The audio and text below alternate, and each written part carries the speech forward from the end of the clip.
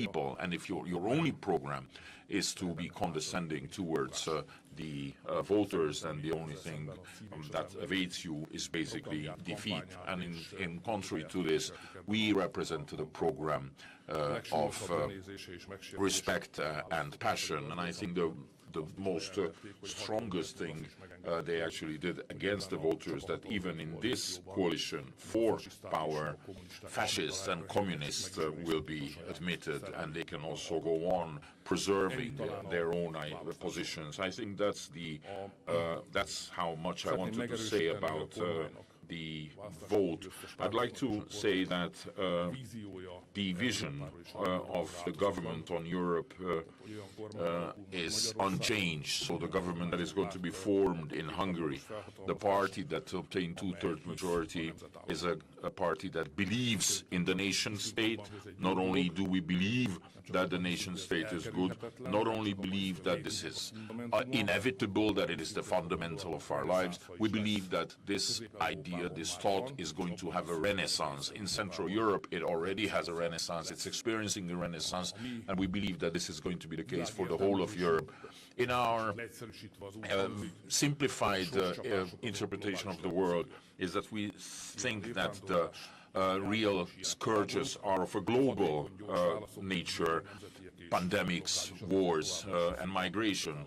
And we believe that the solutions are national level. That's why we believe in the nation state. This other part of our vision is we're going to strengthen our alliances. We have one alliance. We are a member of the European Union. Therefore, we have an alliance with other European states.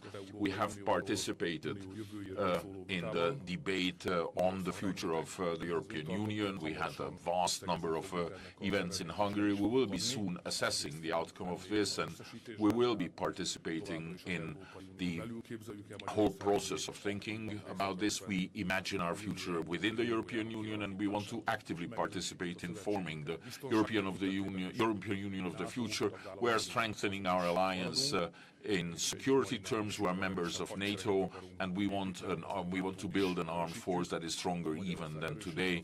We will be strengthening NATO with that. If we are stronger, NATO wins. And of course, I'd also like to say a few words before I give you the floor. The immediate first things to do is peace. Hungary is a country the size it is, the influence it is, it's given, but all our influence we have, we are going to put to use in order to achieve armistice and ceasefire, because we believe that ceasefire is the first step towards peace, and then there has to be a European Peace Conference that follows as soon as possible. The war is becoming more and more brutal, and I'm afraid that if we cannot achieve a ceasefire as soon as possible, then there is going to be a lot of suffering in that part of the world, which suffering and problems are going to be getting closer and closer to Europe. The other important task is to protect the families. We all know that in Europe there is an economic crisis that is unfolding, and there are numerous reasons that compound this. Of course, number one reason for this is because of the sanctions. I think the most important contributing factor of the European economic crisis is the set of sanctions that we have imposed on Russia. We are going to pay the price of that as well, and we have to prepare to actually pay the price of this and to manage the European economic crisis. We are going to do everything we can to protect Hungarian families. We have already proposed certain things to manage the most important issue, the high energy prices. Of course, these require immediate action by Brussels. I have proposed earlier perhaps a bit more lower voice, low-key proposal. Now I'll be more outspoken, is that all administrative measures that will lead to an increased price, like, for example, taxes, these have to be suspended. As long as energy prices are this high, we have to suspend all previous decisions. We have to suspend the ETS system, which is a special, very complicated taxation system of fossil fuels. We have to suspend the regulation which links the price of electricity to the price of gas. All those who are knowledgeable will know what I'm talking about. And number three is we have to suspend the mandatory bio-additive that is added to the fuel, but actually increases the price of fuel.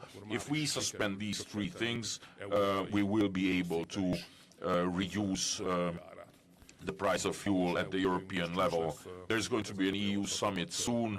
I am going to be making or repeating rather my proposals. So ladies and gentlemen, that's the situation. If you have any questions, I'll be available for them. Thank you very much. Mr. Prime Minister, in accordance with tradition, I start with the Hungarian National Television. László István from M1. What is your opinion that according to some analysts, there 850,000 voters may have turned away from the left? What is the reason for this attrition?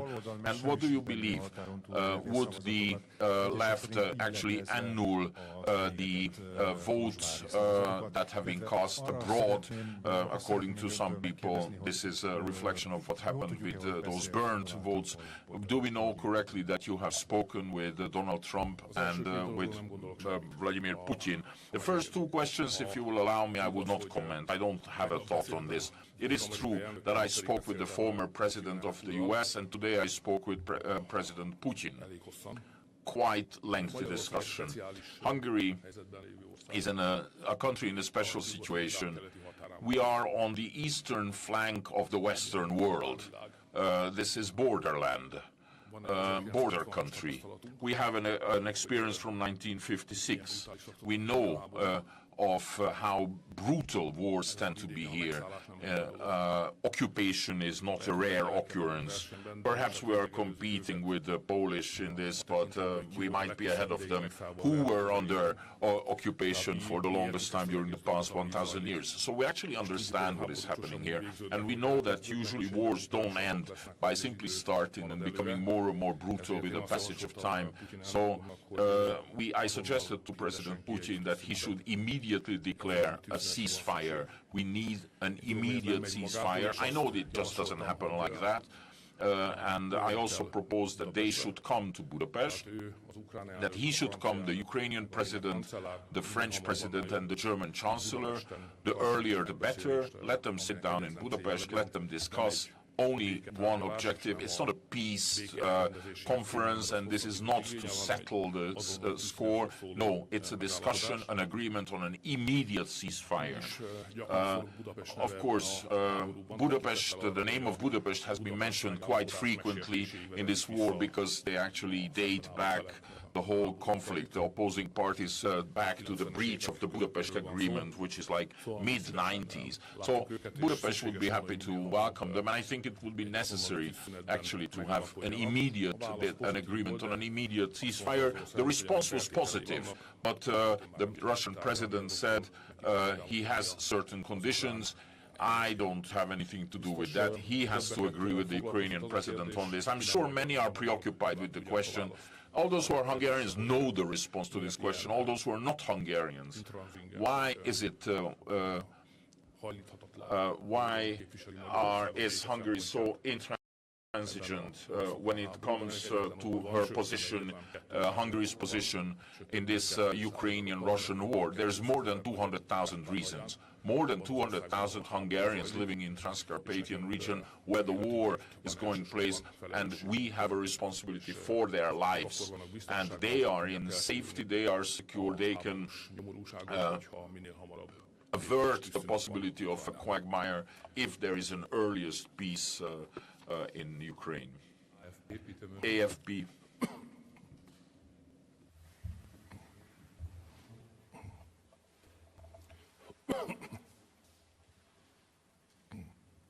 Szabad-e feltenni a kérdéseket angolul, miniszterelnök?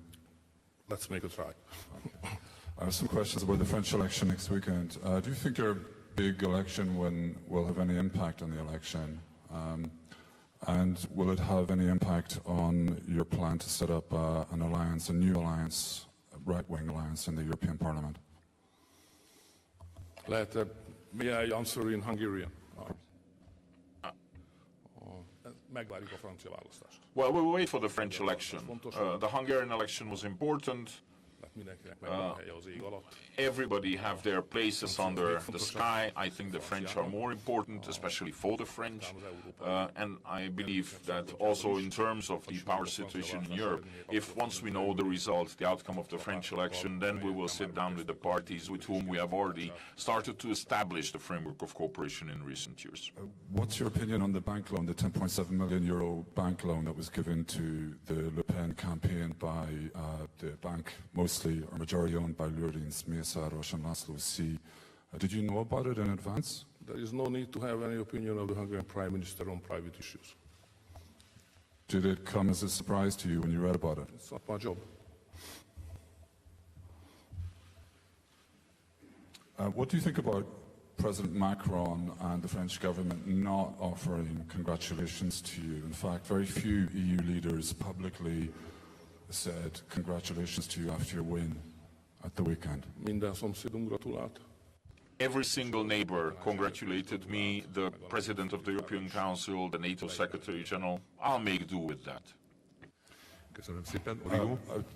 Thank you very much. Also congratulated by President Putin and Alexander Lukashenko. I mean, would you agree that it is a signal that you have become isolated from your traditional Western allies and going perhaps in an Eastern direction?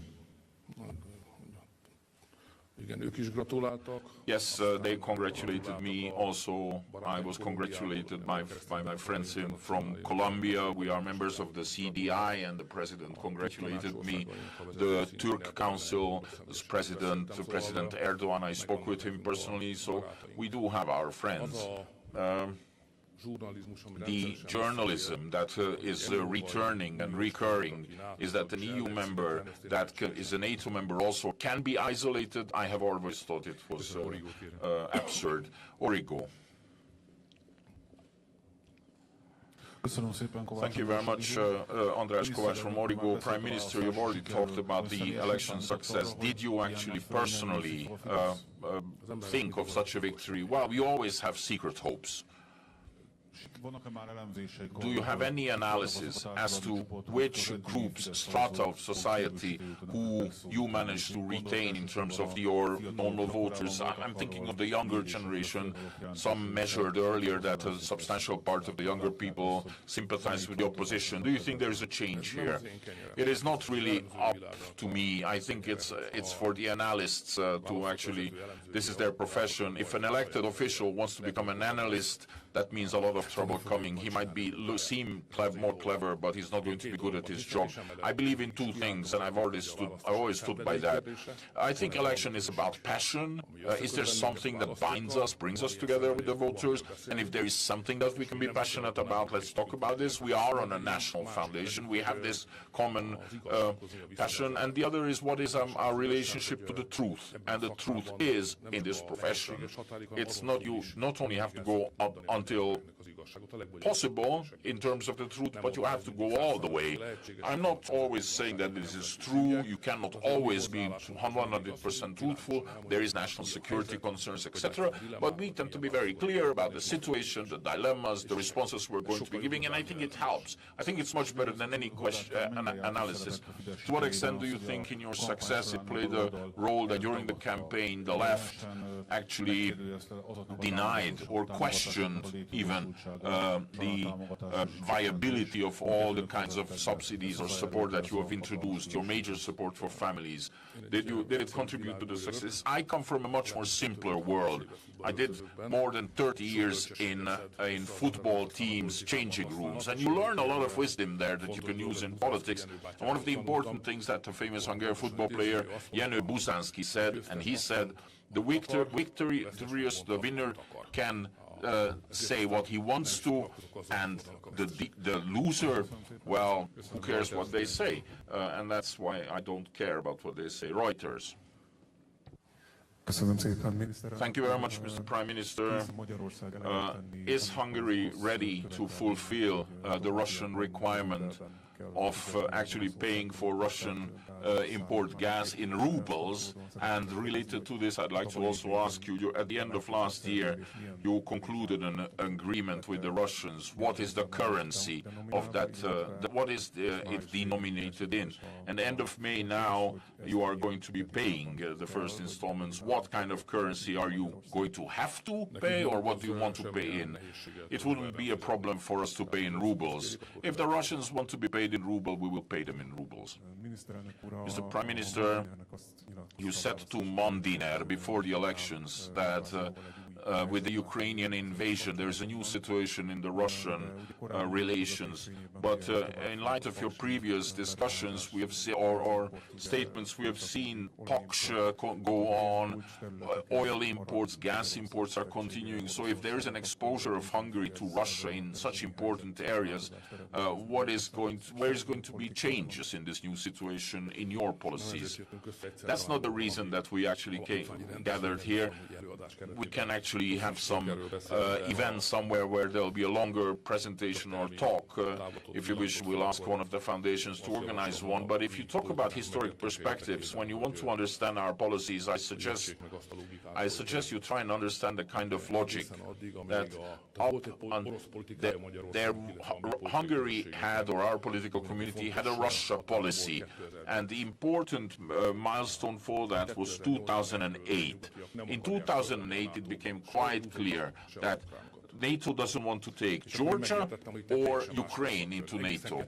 And I understood then that it's going to be completely different. From then, up until then, the West was expanding. But in 2008, at the Bucharest summit, the proposal was there on the table. They could have agreed to it. The Russians were weak enough at the time for them to actually swallow the pill. But then the West decided, we decided, we're not taking Georgia, we're not taking the Ukraine. And I understood that from then on, this is going to be the power play for a long, long time in Europe. And so we started building a new Russia policy. I contacted President Putin sometime in 2009, and I understood that Russia is going to be a part of the European security architecture, as the buzzword is. It's a European security edifice, if you wish, structure, because there was a new borderline that separated NATO from the Russians, and in between the two there is the buffer zone in the south, Georgia, and in the east of us, west of the Russians, was Ukraine. And that is the situation, and it is in these circumstances that we have to create some kind of a rational Russia policy. And up until the latest times, that's how we were progressing, and that is where the change happened, with the war. I don't actually know how deep this change is going to be. Some people are talking about a new Iron Curtain. Some people are talking about damages that can be rectified. I don't know where the limit is, but there's something new happening. Once I see the outlines of that, we will discuss that with all the experts, and we will create a new kind of policy on Russia. For the time being, we are easing out of the old one. We don't know the new one. We are halfway between the two. And very descriptive of this is your question. Questions that arise from the past, they're still around, but we don't know if this is going to be relevant in the future. We don't actually know how the European security system is going to position itself. Is it going to be against the Russians, or is it going to be Russians participating? Ukraine is going to be a buffer zone, it's going to be a demilitarized zone, we don't know. And I propose, if you have the size of a country like mine, Hungary, of course you need to have forward thought, but you have to also understand you're not going to decide this. You have to be attentive, you have to be analytic, and you have to be adaptive to the situation. Otherwise, until then, you do your best. Media Works. András Kárpáti, Media Works. I'd like to ask you, Mr. Prime Minister, you said about the SMS campaign of the left that this was the largest election fraud. This was the company, data phishing company owned by Gordon Boynai, that sent out several millions of short text messages, phishing text messages. Can we expect any developments on this case? What steps have been taken to actually avert such election fraud? fraud in the future. The only thing I understand from all this, I am not overtrained, if you wish, in terms of modern IT. What I've understood is you do have your personal data over which you have your own control. And if you have not allowed somebody to use it, then somebody cannot use it. Some of my staff told me 2 days before the elections, they actually got short messages from the left addressed to them by the name. I said, you shouldn't have given them your personal data. They said we didn't give them our data. So then there is something amiss here.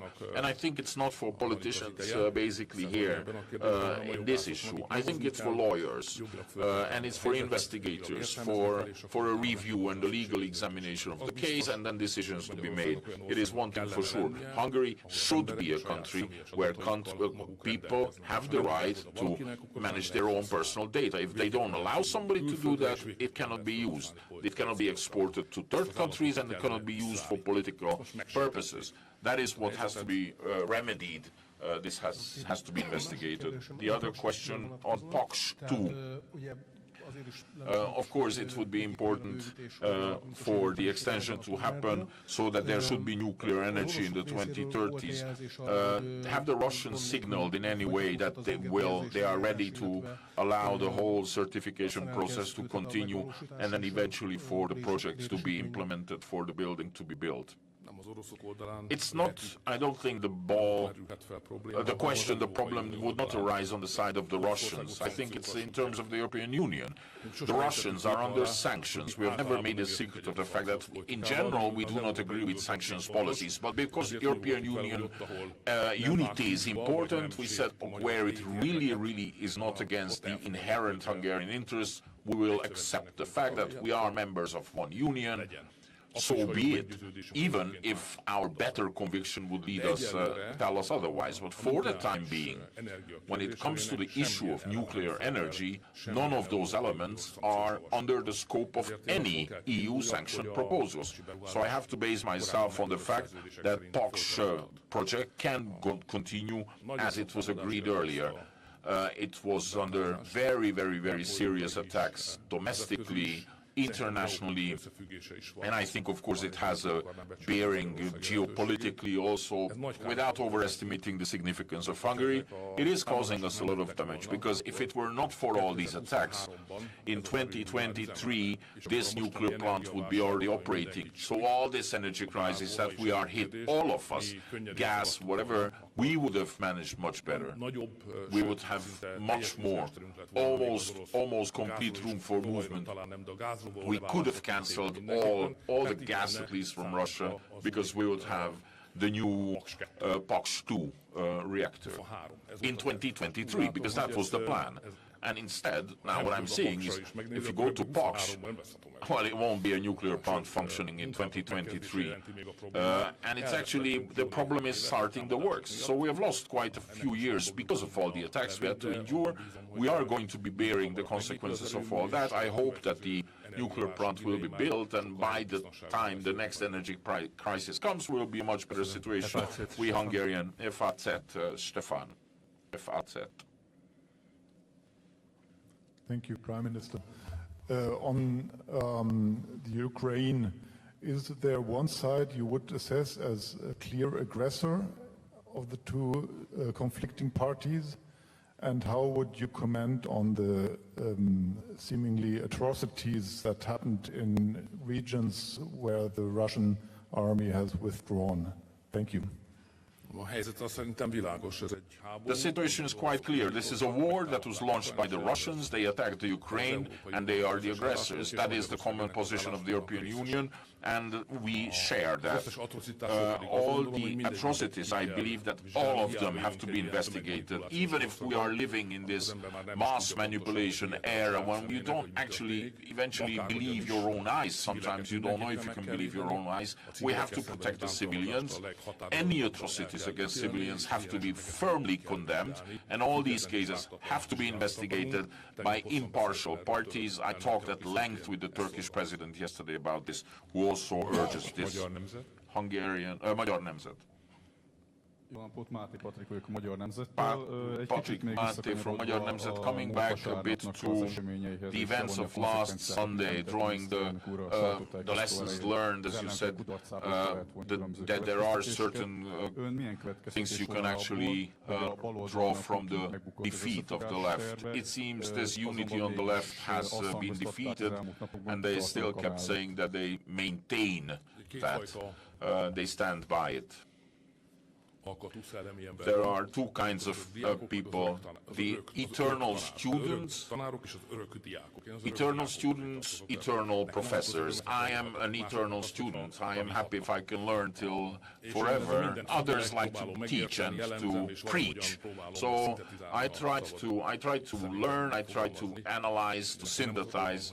My task is not to actually go to the greatest depths to understand certain professional areas. There are some areas that I'm quite good in, I believe, in terms of my knowledge. I have to be able to synthesize, and that's what I keep doing. I learned a lot even now. Believe me, I have lost enough elections, so I understand what happens on the other side. I was in opposition for 16 years, and 16 years in government. Now it's going to be more years in government. So I actually worked for 32 years to actually have more years in government than in opposition. I understand that it's difficult to actually process the defeat. I hope that they are able to do that, to regain their posture, to stand on their feet, to get their act together. We need a parliament in which, beside the government's voice, there are other voices, there are other approaches, and there are other views. In politics, I've learned competition is good. It's not a nice thing. Sometimes it's quite bad, but competition is important. Without competition, there's no performance, and it is the competition that brings out the best in you. So I think it's in our interest, all of us, if there's high-level discussion, clever, intelligent debate in Hungarian politics in the future. But for that you need an opposition. I wish them all the best. I'm not saying that I wish them they win the next elections. I say let them get their act together. It seems on the left instead is a power struggle already. On the eve of the elections, it was quite symbolic that the candidate of the left stood in the company of his family on the stage, and all the other left party political leaders actually accused him for the loss, and instead of doing some introspection and some soul searching, they kept maintaining their own position on continuing their policies so far. And what do you think of this? And what do you think of the fact that within the left, Jobbik actually suffered the largest defeat?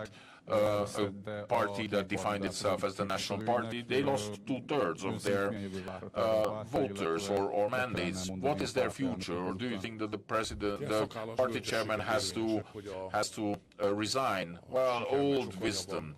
You know, success, there will be a lot of people who want to take part in that defeat. Nobody wants to take the fall.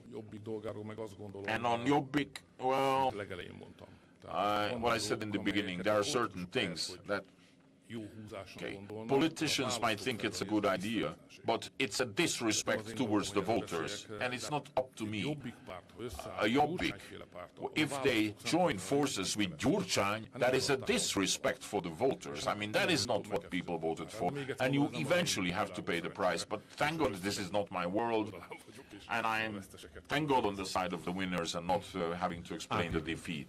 ATV.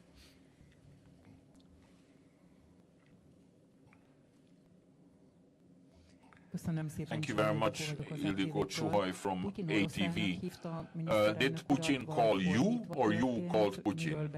What did you discuss? Did the Russian president ask that Hungary should veto the energy, gas, and oil, coal? There's already a veto on coal deliveries, EU sanctions. Did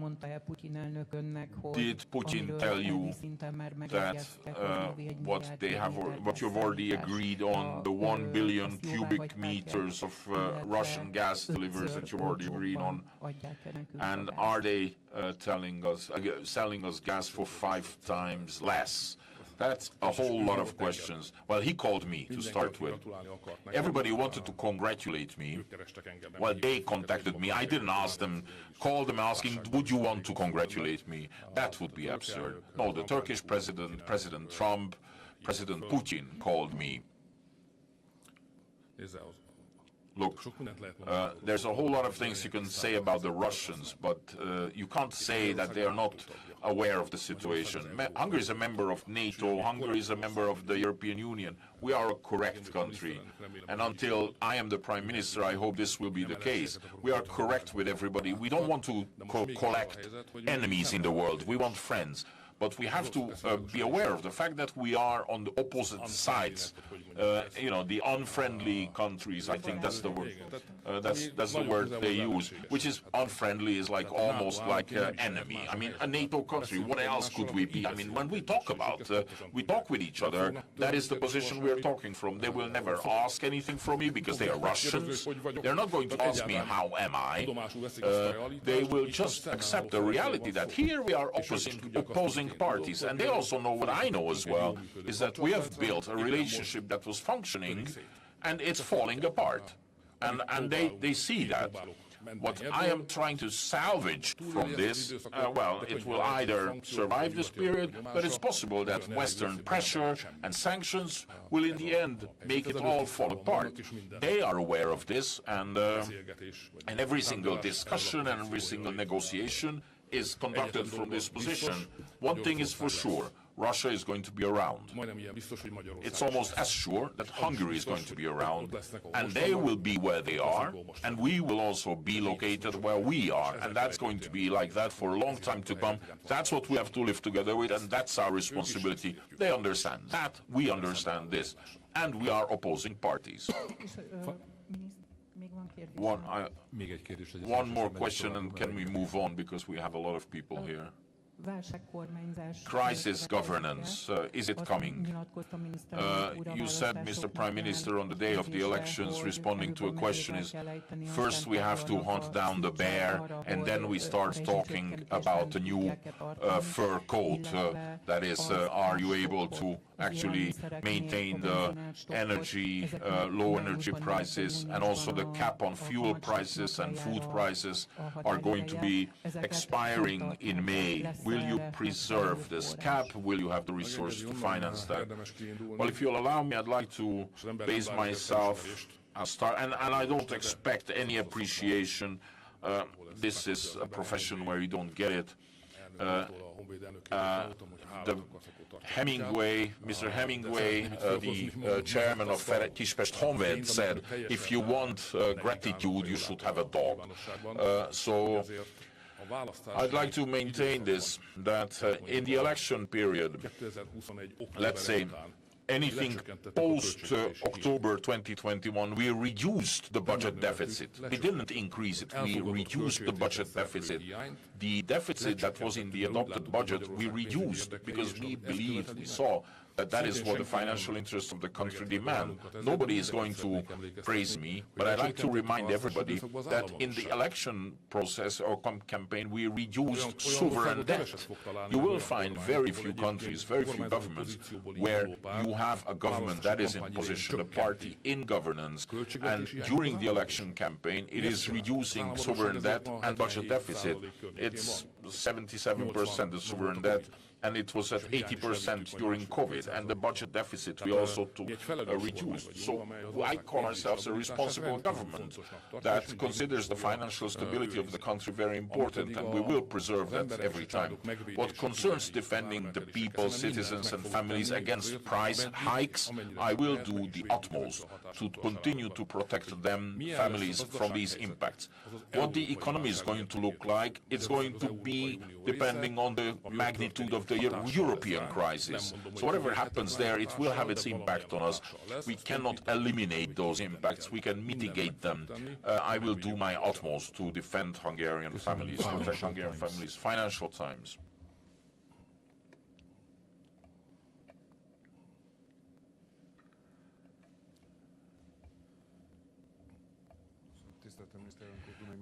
Márton Dunai from Financial Times. EU relations first, Mr. Prime Minister. the rule of law procedure. The letter has been sent by the European Commission, and also the recovery funds have not sent any money. It's quite clear the European Union started exerting pressure on Hungary immediately after the election. What is your strategy going to be? What is Hungary's strategy going to be on this issue? It's a firm, recently strengthened government position, power position that you are in a European Union that is aspiring for unity. Well, what is important is we have to strengthen, fortify our alliance with Poland. You cannot remain standing alone in such a storm. God knows if you can anyway. I don't think it's good to even try. So if possible, let us be more in number. With the Polish, we are in a mutual defensive alliance. We will not allow each other to be excluded from European decision-making system. It's a strategic issue. Even if when it comes to foreign policy, we have differing opinions. So the Polish alliance has to be functioning in the area where it can be the most successful, the whole issue of self-defense in the European Union. What concerns the letter, well, I'd like to see that letter. All the more so because I don't actually understand the situation. This famous procedure that you're talking about, it is actually about the recovery fund, let's call it the RRF. If anybody spends money that they get from that illegally, it can be taken back. But we never got a penny from the RRF. So there was no way we could misuse the funds from the RRF. I don't know the basis of the whole procedure. We will wait for the mail to arrive here. We will read it. It's very difficult to respond to a letter if you've not seen it.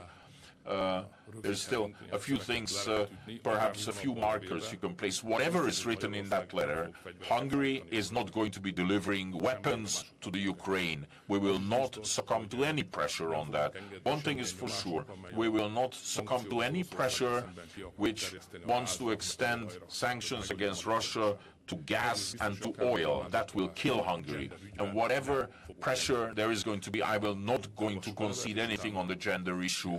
We will read the letter, I will read the letter, and I will be at your disposal. The only thing I can just reiterate is we are on the side of a common sense discussion dialogue. So a rational dialogue with the European Union. So if what you have mentioned will not be, instead it's going to be a review of EU funds, the extension of legal remedies for corruption, so Hungary would perhaps come to an agreement. So on all the issues that you're mentioning, we've already agreed with them. I do not know of any outstanding issues there. The Commission is citing that. It's just not true. We have agreed on all these issues. I'm sorry, again, I'd just like to come back to the Polish thing, all the more so because there are negotiations going on. I mean, the way you should imagine this, if you're not into EU things, it's not that, I am negotiating with the President of the Commission. You have delegations that discuss with one another the outstanding issues. What I'm seeing is that on all these issues that you're mentioning, there is an agreement, or I think, let's say we have agreed. We have other problems. The biggest problem is the gender issue that I see now. From the text that I've seen on other instances, and added to this is all this sanctions issue related to the war, where we are in a different position to other EU member countries. For us, oil and gas is the red line. Other countries want to extend the sanctions to oil and gas as well. A very last question, the Polish issue. You mentioned Poland. President Kaczynski gave an interview on Monday in which he he questioned the moral position of Hungary when it comes to the Ukrainian-Russian conflict. What could you respond? Okay, we're talking about war crimes and perpetrators and victims of war crimes, and we are in a relatively friendly relationship with the perpetrators of war crimes. I mean, we have heard about your discussion with Putin and the statement of the Russian ambassador in Budapest, who said there's no reason to question the relationship. There seems to be some kind of a relationship, despite the fact that we are on opposing sides in this conflict. So in terms of this Hungarian moral standing, how does it impact the Hungarian-Polish situation? I think it's not a trust-based relationship, it's a correct relationship. We have not been duped by the Russians in the past 12 years, and we have not cheated on them either, so that's the basis. And it will be very good if that stays the situation in the future as well. And for war crimes, investigation, investigate, independent investigation. And that's again journalism. I don't want anybody to have any illusions. There's at least two countries that have not recognized the mandate of the Hague Tribunal. One is Russia, the other is the United States of America. Look at the world now. Thank you very much. Mandiner.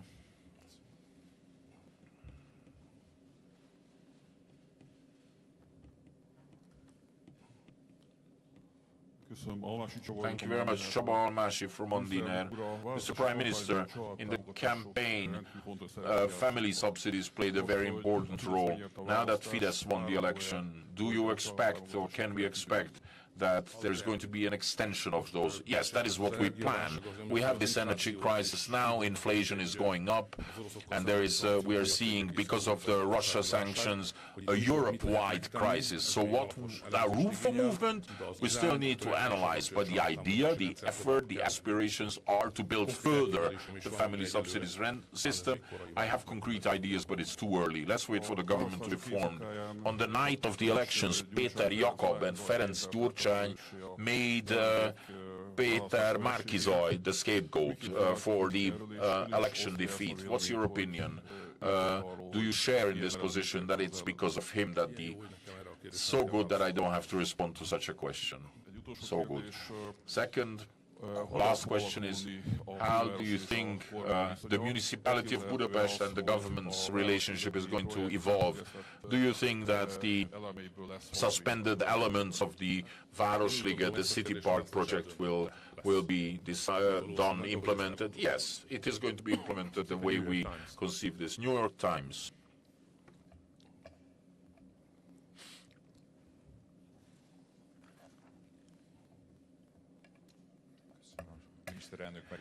Mr. Prime Minister, if you'll allow me, I will also respond ask in English. You mentioned earlier that Hungary's position on the Russian war in Ukraine is informed with 200,000 reasons that 200,000 Hungarians that are living in Zakarpattia in Ukraine. And I'm just wondering whether, if this conflict remains a protracted conflict, so this continues to go on, and Ukraine as a state collapses, and the Russian Federation were to perhaps ask Budapest to come and help protect the ethnic Hungarians living in Zakarpattia, would Hungary step in to preserve the peace in that region? We are a NATO member country, and without NATO's decision, we will not go beyond the NATO frontiers. About this era of mass manipulation that people are living in today. And I'd like to share with you just two vignettes that I experienced while reporting here in Hungary during the election. In the first case, I encountered many Hungarians who said they voted for you. And when I would ask them about the crisis in Ukraine, many of them told me that Ukraine had it coming, that President Zelensky was a Nazi fascist, and that he had committed gross human rights atrocities against ethnic Russians and ethnic Hungarians. That's one side. The other side is, after the election, when I spoke to young Hungarians, many of them cited this deep polarization they sensed in Hungarian society. And they felt as though it was being fueled by the media ecosystem here, that dialogue had just broken down. Could I ask you to respond to both of these groups of people? I know it doesn't represent the entirety of the Hungarian population, but if you could perhaps send a message to them. And sorry, that second group, they had told me that they planned to leave Hungary. Anybody wants to leave Hungary? I'll tell them this is the best place to be in Europe. I mean, anywhere you go from here is going to be only worse. That's my opinion. And I was in opposition for 16 years, and I stayed here. I mean, it's not impossible, a decision. whatever the name of the Prime Minister was. What concerns the tension, every single competition is about tension. Election is all about tension. And after the election, once it's over, the competition is over, the result has been achieved or announced, the winner does have a responsibility. We have a responsibility to reunite the nation. So we have to do our utmost to reunite the country. And you can do this by really introducing topics that go beyond party politics. And I think the gender referendum was such an issue. More people voted no on the questions than those who voted for Fidesz.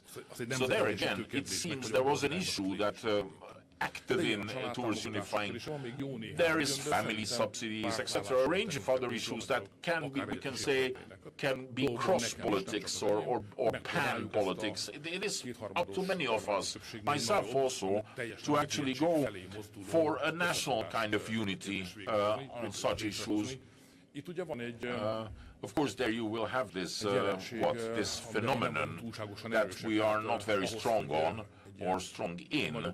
So if really to create such a national unity, you need the whole culture of peaceful non-agreement. We are a very passionate country, so we tend to be firmly in non-agreement, very vehement about this. We have to learn to live together with the idea of actually agreeing to disagree and the other way around. So the whole culture of peaceful disagreement should be created. Some are interested in doing this, and some actually say it's not in their interest. I don't want to actually, you know, like mete out any responsibility here. But I'd like to live in a country which has a normal blood pressure. I don't want elections that are decide life and death. The idea is you have so many good opportunities, which is the best. So it's not what is at stake, should not do we not, our relationship with Hungarians beyond the borders, so that these should not be at the stake, that there should be a national agreement on this. I think it will come. We might need to win a few elections, but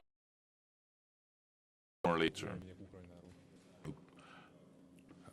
No microphone. He's speaking without a microphone. He's speaking without a microphone.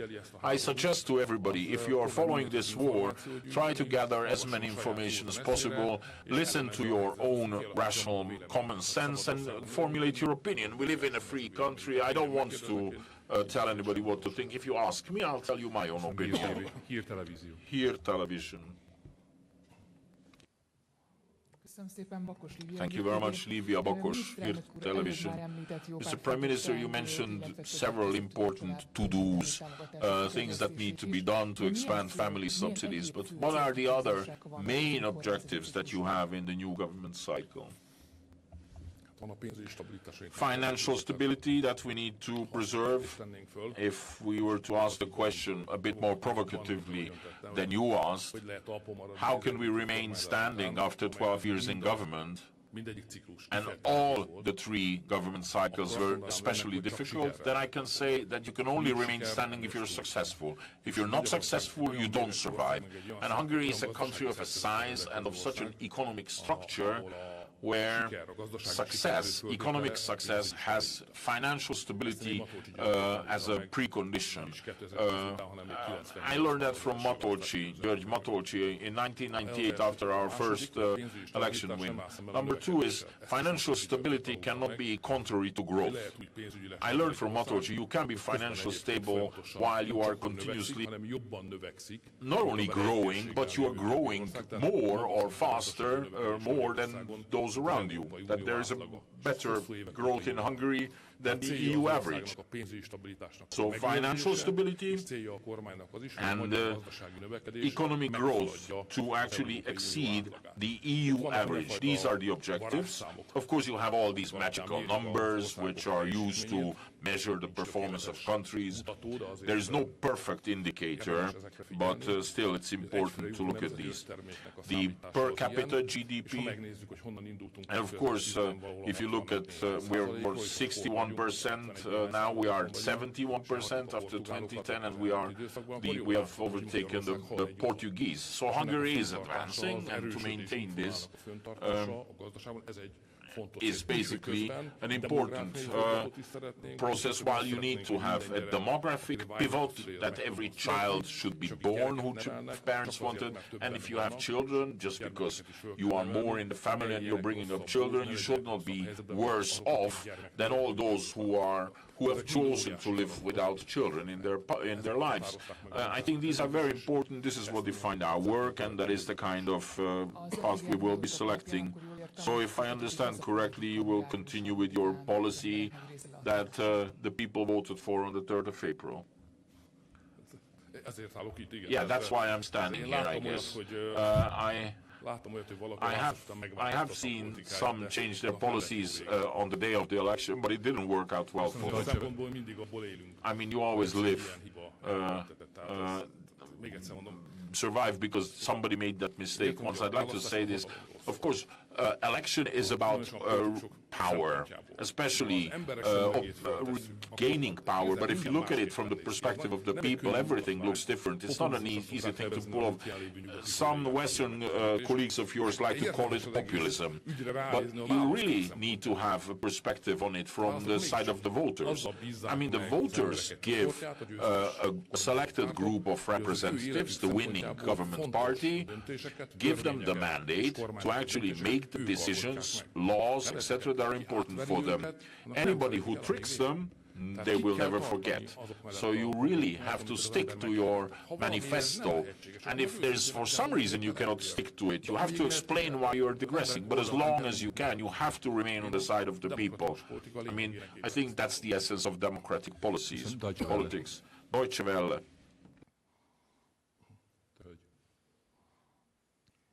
Mr. Prime Minister, I'd like to ask, what's the message basically to people who don't see you as a Prime Minister here in Hungary? How do you want to be Prime Minister for everyone in Hungary? Thank you very much. Very simple message for them. Enjoy the victory. We have time enough later on to actually be clever about it. BBC.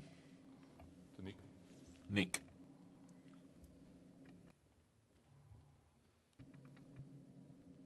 Nick Thorpe from the BBC. Prime Minister, you mentioned the importance, your trust in the renaissance in nation states. Do you also believe in the renaissance of the Ukrainian nation state, or do you share President Putin's view that there is no such country? Thank you. There is such a country, and it is a neighbor of Hungary. We know them. Ukraine exists. Do you believe in its renaissance as a nation state, and what do you think about the how impressed or surprised have you been by the citizens of Ukraine's fight against the Russian invasion, including the fight of young Hungarians from Transcarpathia in the Ukrainian army? The Ukrainians were attacked, and they are protecting, defending their country, and they are putting up a tough fight. For me, it's not a surprise. I've always believed that the Ukrainians are good soldiers. Finally, the war of words that you're currently engaged in with President Zelensky of Ukraine, how dangerous do you think that might be to the remaining, perhaps only 50,000 Hungarians in Transcarpathia who haven't fled yet, and some of whom are afraid to even speak the language Hungarian in the streets? This is a very, very sad affair. And there's a war going on, and I don't think it's timely to discuss this at great length. But Hungarians have been hurt a lot in the Ukraine, a lot in the past years, and you all know the story. And that actually cast a shadow on the Hungarian-Ukrainian relationship. But an intelligent country, a Christian country, does not actually come up with these arguments in such a situation. They were attacked by a nuclear power. They are saving their lives. Whatever happened before, we will have to discuss that later on, but that's not the time for it now. And we are indeed threatened by this, that the bad treatment that Hungarians were subjected to before the war